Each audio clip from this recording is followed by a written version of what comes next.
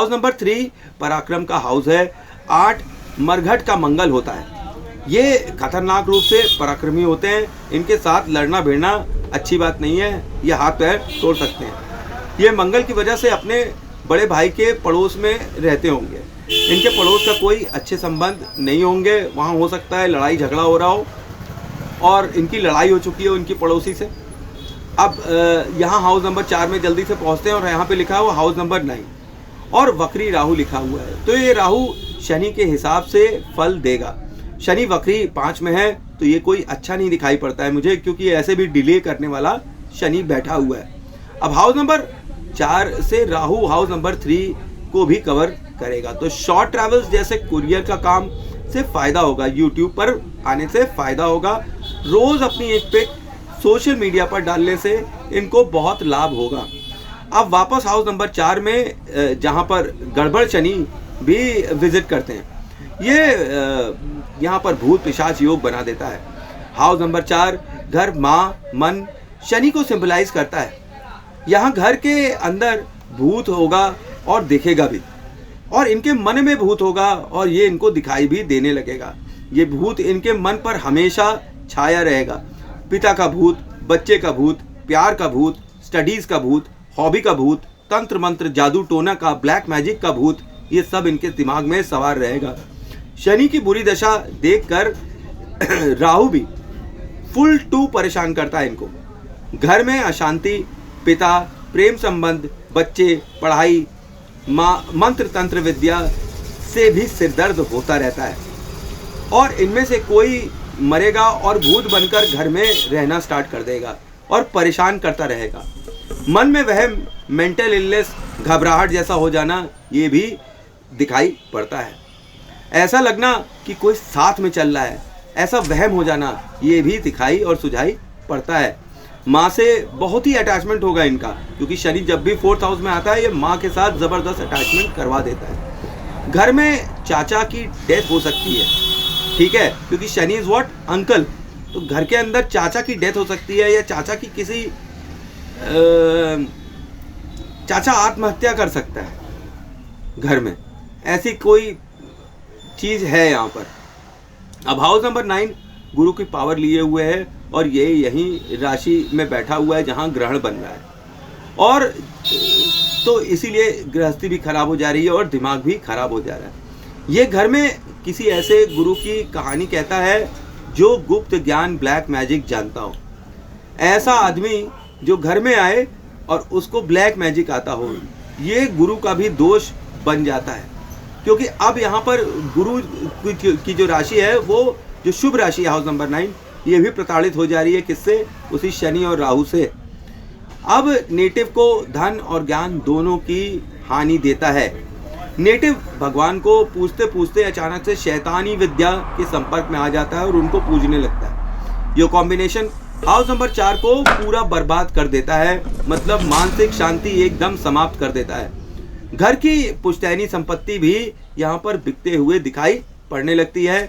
घर छोड़कर दूसरी जगह चले जाएं तो शायद धन संपत्ति धर्म की कामों में धर्म के काम करने से आ जावे। अब हाउस नंबर 5 में जल्दी से पहुंचते हैं। यहाँ पर देखते हैं कि वक्री शनि बैठा है और हाउस नंबर 10 बैठा हुआ है। तो ये कॉम्बिनेशन पिता से दूरी देते हैं, पिता से वैचारिक मतभेद बना देते हैं, लेट चाइल्ड बर्थ दिखाते हैं, चाइल्ड बर्थ डिले दिखाते हैं। और एक चीज़ मैं यहाँ बताऊँ, बच्चा यहाँ तब तक नहीं सर्वाइव करेगा या होगा जब तक कोई मानता ना मानी जाए। अगर ये मानता मानेंगे और दूर की यात्रा करेंगे मानता मान के, मतलब जैसे यहाँ से वैष्णो देवी निकल जाए, तो वैष्णो देवी की कृपा से वहाँ मानता माने, माँ मैं आया हूँ, मेरे बच्चा होगा तो मैं ये करूँगा, तो जब ये मानता मान के वापस आएंगे इनको बच्चा मिल जाएगा। यहाँ नेटिव बड़ी मेहनत करता है अपनी पढ़ाई में, प्यार के इजहार में, क्योंकि इनकी गर्लफ्रेंड किसी और के पास चली जाती है जब तक ये अपनी प्रेमिका को कहते हैं आई लव यू, पता चलता है वो किसी और के साथ जाने लगी है।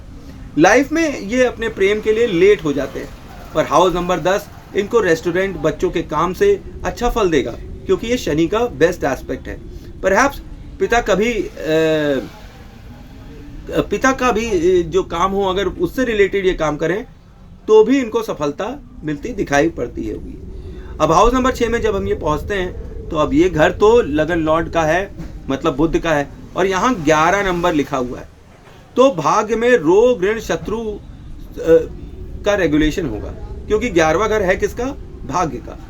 अब दुश्मन, लोन, कोर्ट कचहरी सबके साथ ओके हो जाएंगे, सबको देख लेंगे, पर फिर भी भाग्य यहाँ दोस्तों से सावधान रहने के लिए कहता है।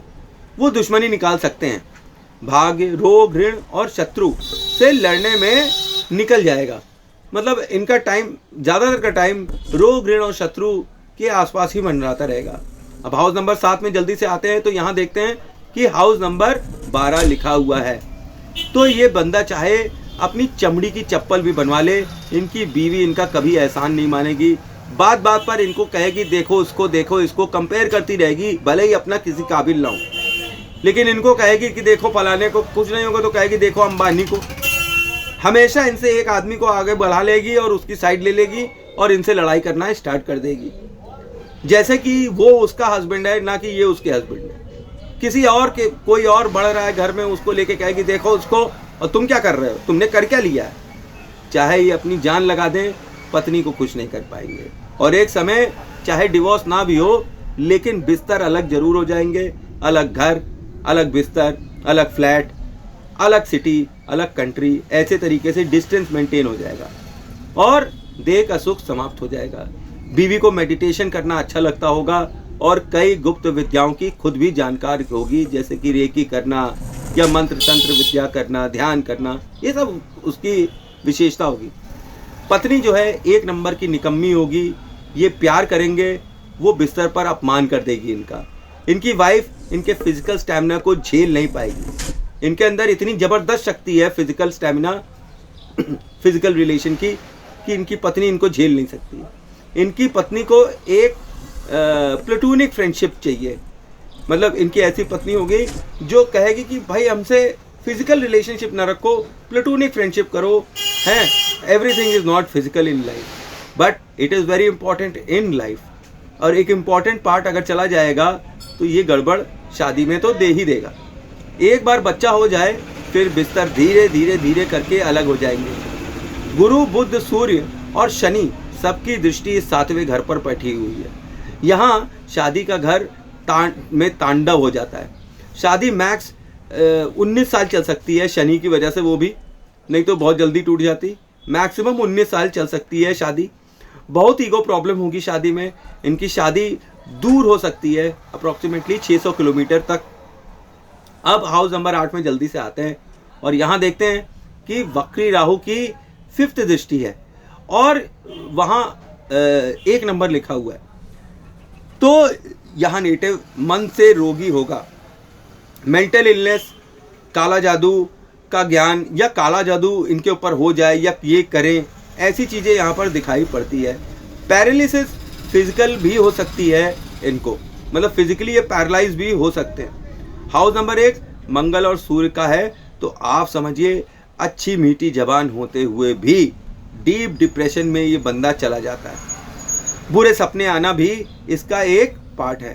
अब हाउस नंबर 9 में हम लोग जल्दी से आते हैं, तो यहाँ देखते हैं कि हाउस नंबर 2 लिखा हुआ है।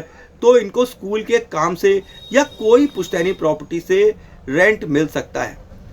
सपोज करिए अगर इनके पास अच्छा धन है जो दिखाई पड़ता है, अगर ये स्कूल खोलेंगे तो इनको अच्छी अर्निंग्स वहाँ से होती दिखाई पड़ती है। किताब का काम करेंगे तो भी अच्छी अर्निंग होती दिखाई पड़ती है। तो यहाँ खाना पीना जो है वो धार्मिक होना चाहिए, सादा होना चाहिए, वेजिटेरियन। पर नंबर 2 में आप देख ही रहे हैं शुक्र, तो शुक्र शौकीन होता है और वो राक्षस ग्रह है। तो भाई शराब और मांस तो इनको पसंद होना चाहिए, और अगर ये खा रहे हैं तो भी इनका धन का नाश होना स्टार्ट हो जाएगा। अगर ये शराब और जैसे नॉनवेज वगैरह है ये ना खाएं तो भाई इनका धन का नाश नहीं होगा, बल्कि इनकी आमदनी स्टार्ट हो जाएगी, इनका बैंक बैलेंस स्वेल अप कर जाएगा, और वो भी भगवान की कृपा से। अब हाउस नंबर 10 में जल्दी से आते हैं, तो यहाँ देखते हैं कि हाउस नंबर 3 लिखा हुआ है और चंद्र मंगल केतु भी लिखे हुए हैं। इनकी लेट मैरिज होगी, ये दबंग किस्म के होंगे और इनको जिम करना और हनुमान जी की पूजा करना बहुत पसंद होगा और कसरत करना इन्हें बहुत पसंद होगा। और कसरत करते रहेंगे, जिम जाते रहेंगे, हनुमान जी की पूजा करते रहेंगे, इनको ज़रूर सफलता मिलेगी। यहाँ का मंगल एक और काम कर देता है, यहाँ का मंगल ज़बरदस्त सेक्सुअल पावर देता है बेड में। इनका बेड का सेक्सुअल पावर और स्टेमिना अनमैचेबल और अनबीटेबल है। ये बेड में एकदम सुपरमैन है। तो ये किसी न किसी रूप से फॉरेन से भी जुड़े हो सकते हैं चंद्रमा की वजह से। ये बड़े फेमस होंगे अपनी फील्ड में, अपने कामों की वजह से। अपने काम की वजह से ये बड़ा नाम कमा सकते हैं समाज में। चंद्रमा आप देख ही रहे, मंगल का साथ है, और केतु आपको ब्रांड बनाता है। तो इसका मतलब आप अपने काम में इतने निपुण हैं कि आप अपने समाज के अंदर एक ब्रांड है। भाई ये आदमी कुछ है। पर घर की अशांति बिजनेस को तुरंत खराब कर देती है। मन की अशांति जैसे ही स्टार्ट होती है, बिजनेस को तुरंत ही तबाह कर देती है। याद रखिए, शनि राहु भूत प्रेत योग विष योग बैठा हुआ है चौथे घर में और 10वें घर को देख रहा है। अब शनि राहु दोनों को का दान कर देना चाहिए, वरना ये काम बिगाड़ देंगे लाइफ में। और कान में इनको गोल बाली पहननी चाहिए ताकि केतु भी इनके कंट्रोल में रहे, क्योंकि केतु इनके कर्म भाव पे। तो भागने वाला, जैसे कि मार्केटिंग का काम, इधर उधर जाना, ये सब काम भी ये कर सकते हैं। पर यहाँ पर केतु ज़रूरी है कि अच्छा हो, तो इसीलिए गुरु का उपाय करना बहुत ज़रूरी है। कान में गोल सोने की बालियाँ पहनने से काफ़ी हद तक गुरु केतु को संभाल ले जाएंगे। और उंगली में इनको डायमंड पहनना चाहिए, क्योंकि शुक्र इनके बैंक बैलेंस के घर में बैठा हुआ है। अगर लाइफ में सफलता पाना चाहते हैं और अपने बैंक में पैसा भरना चाहते हैं तो इनको डायमंड पहनना चाहिए मिडिल फिंगर में, शनि वाली उंगली में। और दुकान में माता लक्ष्मी की ये पूजा करें, ठीक है, तो ये बहुत सफलता पाएंगे उसी शुक्र की वजह से। दूसरी चीज़, यहाँ का मंगल ये भी बताता है कि इनको हिरन और खरगोश का शिकार नहीं करना चाहिए। अगर इन्होंने भूल से भी कभी भी हिरन और खरगोश का मांस खा लिया तो जिंदगी भर ये अनलकी रहेंगे। मतलब लक इनका जिंदगी में फिर कभी साथ नहीं देगा। कोर्ट कचहरी उठा पटक में जीवन बीत जाएगा। यह याद रखिएगा, खरगोश और हिरन। बल्कि ये अपने ऑफिस में खरगोश और हिरन की फोटो रख लें तो इनका बंद हुआ काम भी टकबक टकबक टकबक टकबक कर कर दौड़ने लगेगा। अपने काम की जगह पर मारपीट करने वाले भी ये हो सकते हैं बिकॉज ऑफ केतु, कि अपने जगह पर ही ये बंदों को मार पीट रहे हो। और ये चीज़ इनको बड़ा ध्यान देना चाहिए, क्योंकि मंगल केतु की युति है इनके कर्म क्षेत्र में। तो ऑफिस की जगह अगर ये किसी को मारे तो उसकी डेथ भी हो सकती है। इसलिए सावधानी बरतनी चाहिए, अपने गुस्से पे काबू रखना चाहिए। जो इनमें नहीं है, ये इतने दबंग है, पहलवान टाइप के, कि ये गिरा गिरा के मारना चालू कर देते हैं लोगों को अपने काम करने वाली जगह पर, खास तौर पर।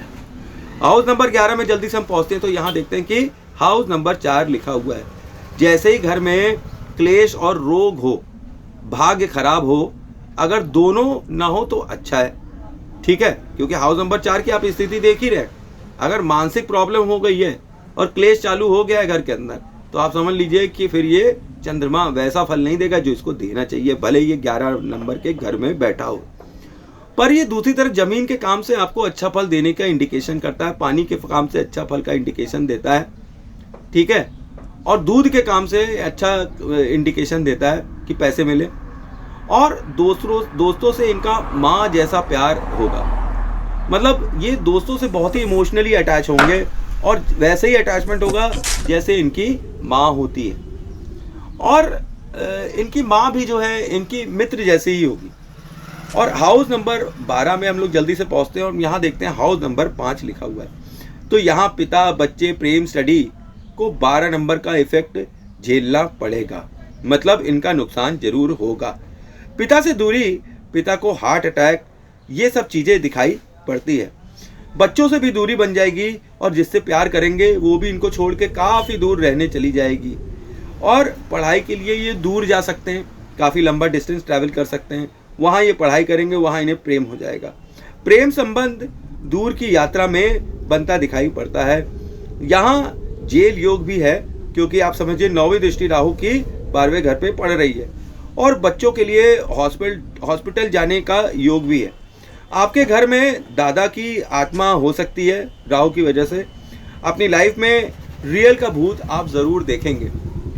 तो कुंडली में अभी और भी कई चीज़ें बताई जा सकती हैं, पर आप समझिए कि फिर ये नेवर एंडिंग हो जाएगी कुंडली। तो थैंक्स फॉर वॉचिंग। जय माँ काली, जय माँ तारा, आप सबका भला हो। आई होप आपको मेरी इन्फॉर्मेशन अच्छी लग रही होगी। और कुंडली एनालिसिस में आपको कुछ भी गड़बड़ लगे तो आप मुझे बता सकते हैं कमेंट में।